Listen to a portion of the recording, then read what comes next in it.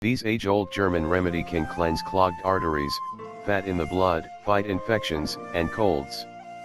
You want to clean your cholesterol and fat from the blood and prevent colds and infections. This ancient German remedy will help you. It is prepared from ginger, garlic, lemon, and water, all of which are known for their powerful benefits. This natural remedy will lower your cholesterol and fat in the blood and will effectively clean your arteries. It is very useful in the treatment of fatigue, colds, flu, and other infections. It does that by boosting the immune system and improving the function of the liver.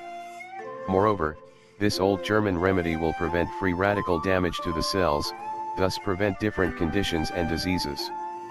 How to prepare? Needed ingredients: a small piece of ginger, 4 garlic bulbs, 4 lemons, 2 L water. Directions: in a pot, boil the water, and add the chopped ingredients. Simmer it until it boils, but make sure to stir it well. Close the pot, then let it cool and strain it. You should transfer the liquid in a few glass bottles. Drink a glass of this natural remedy a few hours before your meals. This will clean your arteries and improve your cardiovascular health. The lemon will neutralize the flavor and aroma of garlic, so don't worry about it.